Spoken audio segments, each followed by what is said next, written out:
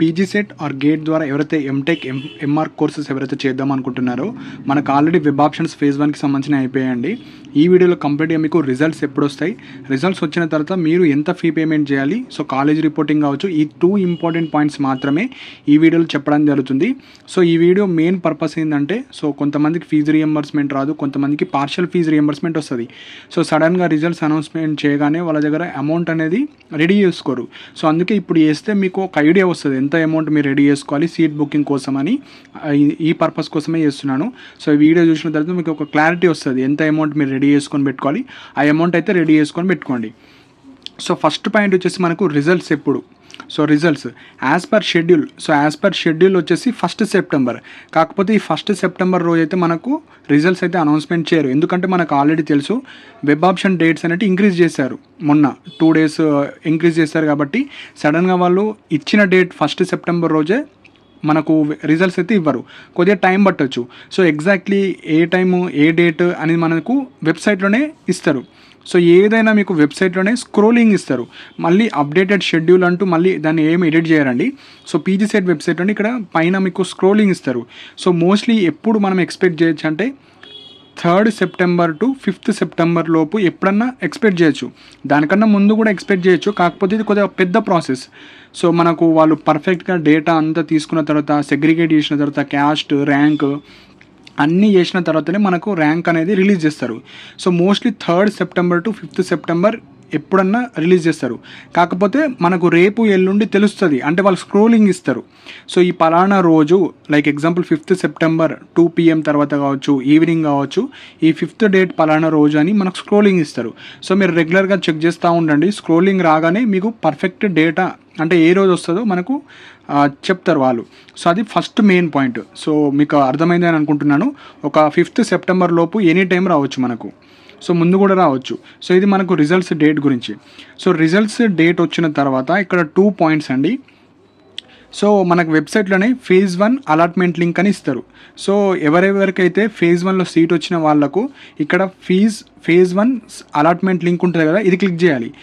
So link click చేసిన తర్వాత మీ యొక్క హాల్ టికెట్ నెంబర్ అండ్ మీ యొక్క ర్యాంక్, మీ పాస్వర్డ్, ఇవి 3 ఎంటర్ చేసిన తర్వాత ఎవరికైతే అలాట్మెంట్ ఆర్డర్ డిస్ప్లే అవుతుందో వాళ్ళకు సీట్ వచ్చినట్టు. ఎవరికైతే you are not allotted in phase 1 అని పడితే మీకు ఫేజ్ 1లో సీట్ రానట్టు. సో ఎందుకు సీట్ రాలేదంటే ఫస్ట్ పాయింట్ వచ్చేసి మీ యొక్క ర్యాంక్ పెద్దగా ఉండడం వల్ల. నెక్స్ట్ వచ్చేసి మీ కేటగిరీలో మీ ర్యాంక్ అందరికన్నా పెద్దగా ఉంటాయి. లైక్ ఇప్పుడు కొద్దిగా మంచి ర్యాంక్ ఉన్న వాళ్ళకు మీ కేటగిరీలో మీకు ఇస్తారు. సపోజ్ మీ కేటగిరీలో మీకన్నా టాపర్స్ ఉంటే మీకు ఇవ్వరు. అండ్ కొంతమందికి మంచి ర్యాంక్ ఉన్న కాలేజెస్ అనేవి తక్కువ పెట్టడం వల్ల. సో ఈ 3 రీజన్స్ వల్ల మీకైతే సీట్ రాకపోవచ్చు. సో సీట్ వచ్చిన వాళ్ళు ఏం చేయాలి, సీట్ రాని వాళ్ళు ఏం చేయాలో డీటెయిల్గా ఎక్స్ప్లెయిన్ చేస్తాను. సో ఫస్ట్ పాయింట్ వచ్చేసి ఇక్కడ సీట్ వచ్చిన వాళ్ళు. సో ఫేజ్ 1లో సీట్ అలాట్మెంట్ వస్తాయి కదా. సో ఇక్కడ వచ్చిన వాళ్ళకు సో మీకు అలాట్మెంట్ ఆర్డర్ వస్తుంది. సో ఈ అలాట్మెంట్ ఆర్డర్లో ఫస్ట్ మీ బేసిక్ డీటెయిల్స్. సో మీ బేసిక్ డీటెయిల్స్ అంటే మీ నేము, మీ ఫాదర్ నేము, మీ క్యాస్ట్, అన్ని డీటెయిల్స్ ఉంటాయి. అవన్నీ చూసుకున్న తర్వాత ఈ అలాట్మెంట్ ఆర్డర్లో చాలా ఇంపార్టెంట్ పాయింట్ వచ్చేసి provisional allotment of college. So అసలు మీకు ఏ కాలేజ్ వచ్చింది. సో ఫస్ట్ పాయింట్ మీరు చూడాల్సింది కాలేజ్ నేమ్. సో మీకు ఏ కాలేజ్ వచ్చింది అండ్ స్పెషలైజేషన్. సపోజ్ మీరు సివిల్లో చేశారు బీటెక్, సివిల్లో మీకు ఏ స్పెషలైజేషన్ వచ్చింది. ఎంటెక్లో సపోజ్ మీరు ట్రిపుల్ చేశారు, ట్రిపుల్లో ఏ బ్రాంచ్ వచ్చింది మీకు ఆర్ స్పెషలైజేషన్. సిఎస్సి చేశారు ఏది. సో ఇక్కడ కాలేజ్ నేమ్ ఎగ్జాంపుల్ సిబిఐటి వచ్చింది. సిబిఐటిలో సివిల్లో మీకు ఏ స్పెషలైజేషన్ వచ్చింది, స్ట్రక్చర్స్ వచ్చిందా, జియోటెక్ వచ్చిందా, అది. సో బ్రాంచ్ వస్తుంది. నెక్స్ట్ చాలా ఇంపార్టెంట్ పాయింట్ వచ్చేసి ఫీజు. సో అలాట్మెంట్ ఆర్డర్లో మీకు ఫీజు డీటెయిల్స్ ఉంటుంది. ఇక్కడ కోర్స్ ఫీజ్ అంటే ఎగ్జాంపుల్ ఇప్పుడు ఈ క్యాండిడేట్కి సివిల్ మనకు స్ట్రక్చర్స్ వచ్చింది అనుకోండి, స్ట్రక్చర్స్ జేఎన్టీలో వచ్చింది. కోర్స్ ఫీ ఎగ్జాంపుల్ 60,000 కావచ్చు, ఎగ్జాంపుల్ చెప్తున్నా, పర్ ఇయర్ అని వస్తుంది. సో ఇక్కడ మీకు డిస్ప్లే అవుతుంది ఎంత ఫీ ఉందో. అండ్ ఈ కోర్స్ ఫీజ్ కంప్లీట్గా మీకు పీడిఎఫ్స్ ఇచ్చారు మనకు వెబ్సైట్లోనే. ప్రతి కాలేజీలో ప్రతి స్పెషలైజేషన్లో ఇయర్కి ఎంత ఫీ ఉంది అది మీరు చూసుకోవచ్చు. ఆ ఇయర్ ఫీ ఇక్కడ పడుతుంది. Next green fund. ఈ గ్రీన్ ఫండ్ సీట్ వచ్చిన వాళ్ళందరూ 100 రూపీస్ పే చేయాల్సిందే. ఇది అందరు పే చేయాల్సిందే. మనకు క్యాస్ట్ ఉందా, మీరు ఏ క్యాస్టా, ఆల్ స్టూడెంట్స్. సో ఎవరైతే సీట్ వచ్చిన వాళ్ళు మాత్రమే 100 రూపీస్ ఎక్స్ట్రా పే చేయాలి. ఇది గ్రీన్ ఫండ్. సో ఇది మెయిన్ పాయింట్. నెక్స్ట్ ఇక్కడ కోర్స్ ఫీ అనేది ఆ కాలేజ్లో యాక్చువల్ ఫీ ఎంత ఇయర్కి అది ఉంటుంది. And total fee to be పేడ్. ఇక్కడ మెయిన్ పాయింట్ వచ్చేసి ఇక్కడ ఫీజు రీఎంబర్స్మెంట్ తీసేసిన అమౌంట్ ఉంటుంది. సో ఇప్పుడు ఇక్కడ 60,000 ఉంది. సో మీరు కేటగిరీ వైజ్ ఎస్సీ ఎస్టీ కావచ్చు, మైనారిటీ కావచ్చు, బీసీ, ఈడబ్ల్యూఎస్ అండ్ మీరు పెట్టిన మెయిన్ పాయింట్ క్యాస్ట్, మీ యొక్క ఫాదర్ ఇన్కమ్ ఎంత ఉంది, దీన్ని బట్టి మీకు ఫీజు రీఎంబర్స్మెంట్ తీసేసి రిమైనింగ్ అమౌంట్ ఎంత పే చేయాలో ఇక్కడ ఇస్తారు. సో గుర్తుపెట్టుకోండి, ఫీజు రీఎంబర్స్మెంట్ తీసేసి యాక్చువల్ కోర్స్ ఫీ 60,000. సపోజ్ ఒక కాలేజీలో 1 lakh ఉంది, ఆ 1 lakh నుంచి మీకు ఎంత ఫీజు రీఎంబర్స్మెంట్ వస్తుందో అది తీసేసి ఇక్కడ టోటల్ ఫీ వస్తుంది. అండ్ ఇక్కడ నేను ఏదైతే చెప్తున్నానో ఇది ఇయర్ ఫీ కదా, మనకు ఫేజ్ 1 అలాట్మెంట్ అప్పుడు సెమిస్టర్ ఫీజు మాత్రమే అడుగుతుంది, ఇయర్లీ కాదు. సో అది కూడా కన్ఫ్యూజ్ అవ్వకండి. సో ఇప్పుడు డీటెయిల్గా ఎక్స్ప్లెయిన్ చేస్తాను. అండ్ మనకు సీట్ అలాట్మెంట్ వచ్చిన తర్వాత చాలామంది ఇక్కడ total fees to be paid అని ఎంత అమౌంట్ వస్తుందో అది పే చేసుకోవాలి. సో ఇర్రెస్పెక్టివ్ ఆఫ్ క్యాస్ట్, మీకు ఒక కాలేజ్ వచ్చింది, నేను ఎంత ఫీ పే చేయాలో జస్ట్ ఇక్కడ పింక్ కలర్లో మీకు అమౌంట్ వస్తుంది. సో పింక్ కలర్లో ఎంత అమౌంట్ అయితే వస్తుందో ఆ అమౌంట్ మొత్తం మీరు పే చేసుకోవాలి. సో ఇక్కడ కోర్స్ ఫీ వస్తుంది, గ్రీన్ ఫండ్ వస్తుంది, total amount to be paid. So ఇక్కడ వచ్చేసి మనకు సెమిస్టర్ ఫీజు అడుగుతుంది. సో సెమిస్టర్కి ఇప్పుడు ఇయర్కి 60,000, సెమిస్టర్కి ఎంత వస్తుంది 30,000. 30,000లో మీకు ఫీజు రియంబర్స్మెంట్ ఎంత వచ్చింది, ఇక్కడ మీరు యాక్చువల్గా ఈ సీట్ బుక్ చేసుకోవడానికి ఎంత పే చేయాలి ఇక్కడ వస్తుంది, total amount to be paid. So ఇక్కడ మీకు అర్థం కాకపోయినా జస్ట్ ఇక్కడ పింక్ కలర్లో ఎంత అమౌంట్ వస్తుందో అదైతే మీరు పే చేసుకోవాలి. సో ఇప్పుడు మీకు ఫీజు రియంబర్స్మెంట్ ఎంత వస్తుంది, సో ఫీజు రియంబర్స్మెంట్ అర్థమైతే మీకు ఇక్కడ ఎంత ఫీ వస్తుందో ఇప్పుడు డీటెయిల్గా ఎక్స్ప్లెయిన్ చేస్తాను. సో ఎవరైతే ఎస్సీ ఎస్టీ మైనారిటీ వాళ్ళు ఉంటారో, సో మీరు ప్రాపర్గా ఇన్కమ్ సర్టిఫికేట్ పెట్టిన వాళ్ళకు 0 ఫీజు అండి, అంటే మీకు ఎలాంటి ఫీజు అయితే ఉండదు. సో మీకు కంప్లీట్ కాలేజ్ వాళ్ళే, మీకు తెలంగాణ గవర్నమెంట్ వాళ్ళే ఫీజు పే చేస్తారు. సో 0 ఫీజు, జస్ట్ మీకు ఇక్కడ 100 రూపీస్ పే చేయండి అని వస్తుంది. సో ఇవి మెయిన్ పాయింట్స్. నెక్స్ట్ వచ్చేసి ఎవరైతే ఈ బీసీ అండ్ ఈడబ్ల్యూఎస్ వాళ్ళు ఉంటారో, సో ఈ బీసీ వాళ్ళు ఈడబ్ల్యూఎస్ వాళ్ళు ఉంటారో, సో వీళ్ళకు ఇయర్కి 57,000 రూపీస్ వస్తాయి ఇయర్కి. ఈ ఎస్సీ ఎస్టీ మైనారిటీ వాళ్ళకు మీకు ఫుల్ ఫీజు రియంబర్స్మెంట్ జస్ట్ మీరు 100 రూపీస్ మాత్రం పే చేయాలి. ఎవరైతే బీసీ ఈడబ్ల్యూఎస్ వాళ్ళు ఉంటారో మీకు 57,000 పర్ ఇయర్. ఏ కోర్స్ అన్నా కానీ మీకు ఫీజు 1 lakh ఉందా, 60,000 ఉందా, 70,000 ఉందా, మనకు సంబంధం లేదు. కానీ గవర్నమెంట్ వాళ్ళు 57,000 పర్ ఇయర్ ఇస్తారు ఫీజు రియంబర్స్మెంట్, ఇది ఇయర్కి. సో అదే మీకు పర్ సెమిస్టర్కి ఎంత వస్తుంది, 28,500 rupees per sem.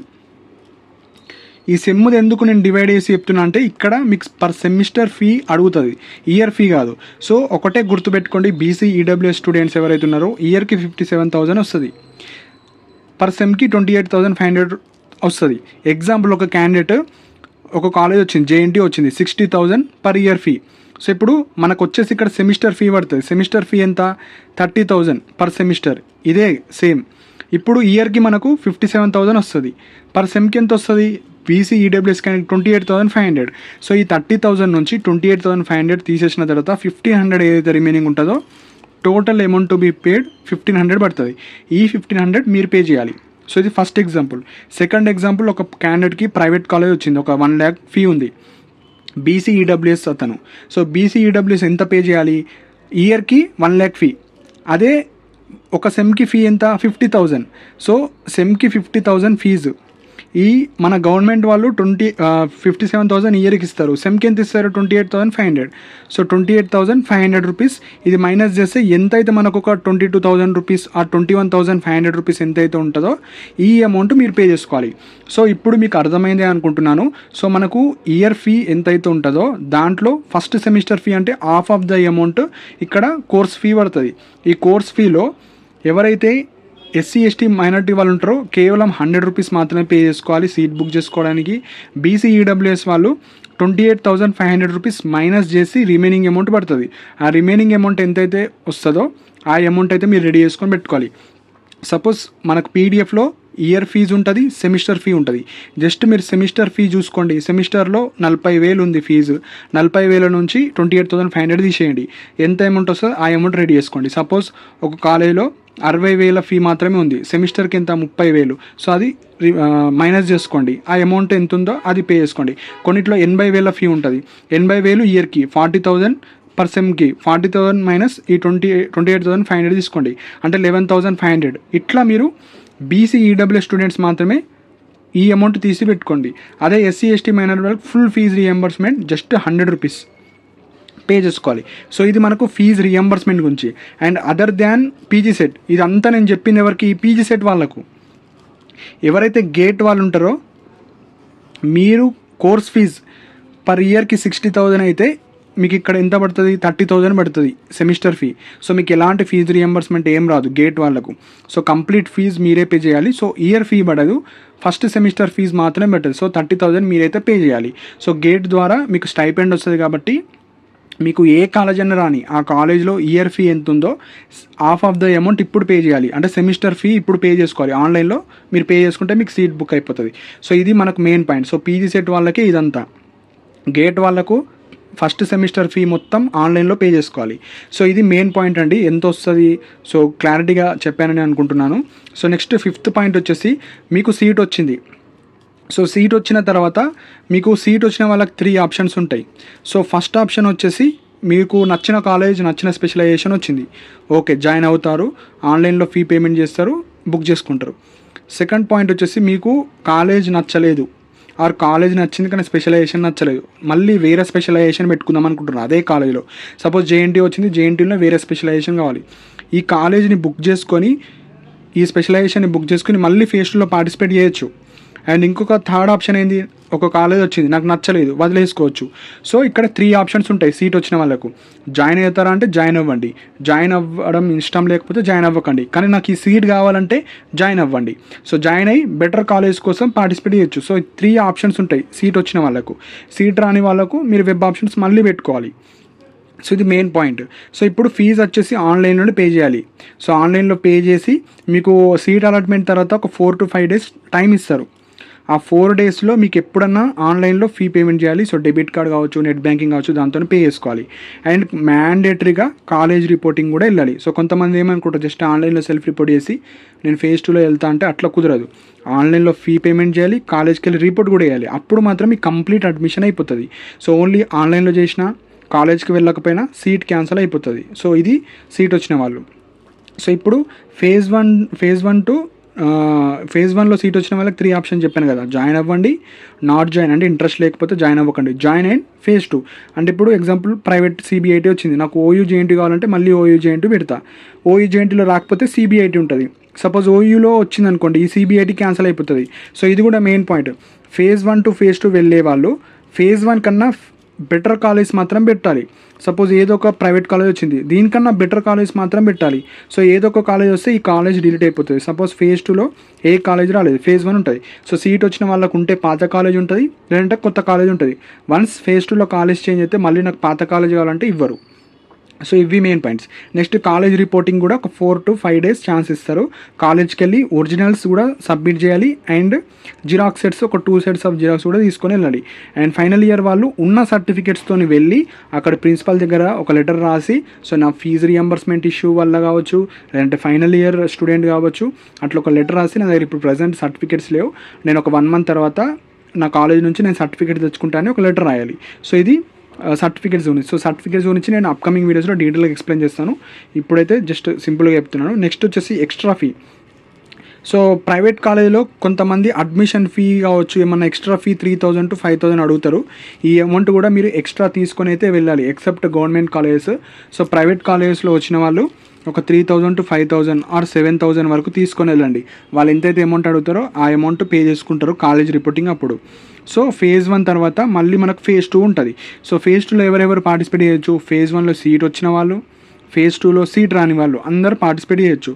So phase 1లో seat వచ్చిన వాళ్ళు phase 2లో బెటర్ కాలేజ్ మాత్రం పెట్టాలి. phase 2లో సీట్ రాని వాళ్ళు మీకు కట్ ఆఫ్ ర్యాంక్స్ కూడా పెడతారు వెబ్సైట్లోనే. ఇక్కడ ప్రొవిజనల్ అలాట్మెంట్ లిస్ట్ ఉంటుంది వెబ్సైట్లోనే. అందులో ప్రతి కాలేజీలో మీ కేటగిరీ లాస్ట్ కట్ ఆఫ్ ఎంత ఉంది అదన్నీ చూసుకొని మీకు నచ్చిన కాలేజెస్ మీకు ఎక్కడైతే వస్తుంది అనుకుంటున్నారో ఆ కాలేజీలో కూడా మీరు పెట్టుకోవచ్చు, అన్నీ మళ్ళీ పెట్టుకోవచ్చు. సో ఈ విధంగా మీకు సీట్ అలాట్మెంట్ ఉంటుందండి. సో నేను ముందే ఎందుకు చెప్తున్నా అంటే చాలామంది కన్ఫ్యూజ్ అవుతున్నారు, ఈ ఫీజు రియంబర్స్మెంట్ ఇష్యూస్ కావచ్చు, అండ్ ఆన్లైన్లో పే చేయాలా, ఆఫ్లైన్లో వెళ్ళాలా, ఎంత ఫీ పే చేయాలి, సో రిజల్ట్స్ ఎప్పుడు వస్తాయి, సో ఇలాంటి డౌట్స్ ఉన్నాయి కాబట్టి నేను ముందే చెప్తున్నాను. జస్ట్ సింపుల్గా మీకు కోర్స్ ఫీ అనేది సెమిస్టర్ అమౌంట్ పడుతుంది. మీ యొక్క కేటగిరీ బట్టి మీకు 28,500 BCEWS వాళ్ళకి వస్తుంది, SC ST మైనారిటీలకు ఫుల్ ఫీజు రియంబర్స్మెంట్ వస్తుంది. ఈ మైనస్ చేసుకొని రిమైనింగ్ అమౌంట్ ఎంత ఉందో అది తీసుకొని పెట్టుకోండి. సో దట్ మీకు సీట్ వచ్చినప్పుడు తొందరగా మీరు అమౌంట్ పే చేసుకొని మీరు కాలేజ్కి వెళ్ళి రిపోర్ట్ చేసుకోవచ్చు. సో ఇవి ఇంపార్టెంట్ పాయింట్స్ అండి. సో రిజల్ట్స్ అయితే మనకు అప్డేట్ చేస్తారు. సో ఈ వీక్లోనే అప్డేట్ చేస్తారు ఎనీ టైము. సో రాగానే నేను డీటెయిల్ వీడియో చేయడం జరుగుతుంది. సో ఇవి ఇంపార్టెంట్ పాయింట్స్ అండి. సో మీకు ఏమైనా డౌట్స్ ఉంటే కింద కామెంట్ సెక్షన్లో మెన్షన్ చేయండి. అండ్ ఇలాంటి అప్డేట్స్ కోసం మన ఛానల్ని సబ్స్క్రైబ్ చేసుకోండి. And thank you for watching my video.